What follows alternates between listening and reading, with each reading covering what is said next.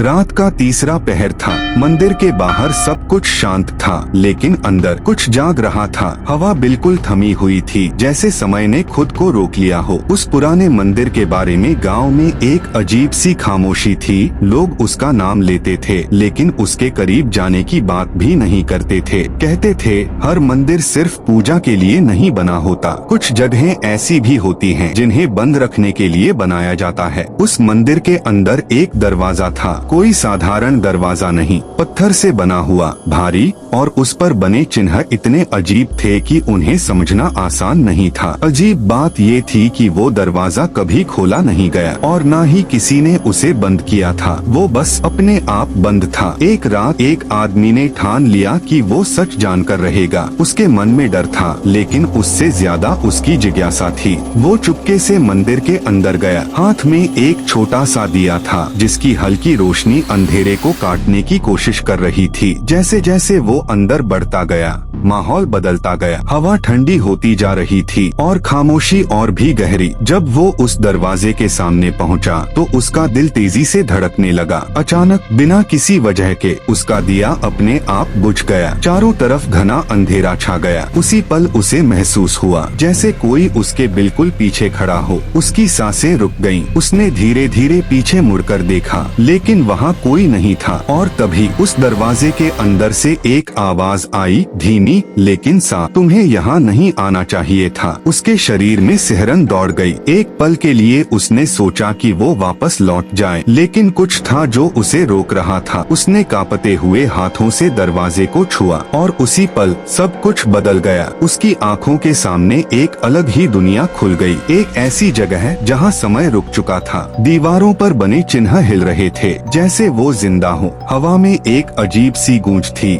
जैसे कोई पुरानी ताकत वहाँ अब भी मौजूद हो। और वहाँ ठीक बीच में कुछ था। वो क्या था ये कोई नहीं जानता, क्योंकि जो भी उसे देखता है वो कभी वैसा वापस नहीं आता। अगली सुबह गांव वालों को वो आदमी मंदिर के बाहर मिला। वो जिंदा था, लेकिन उसकी आंखों में कोई पहचान नहीं थी, जैसे उसने कुछ ऐसा देख लिया हो जिसे समझना इंसान के बस में नहीं।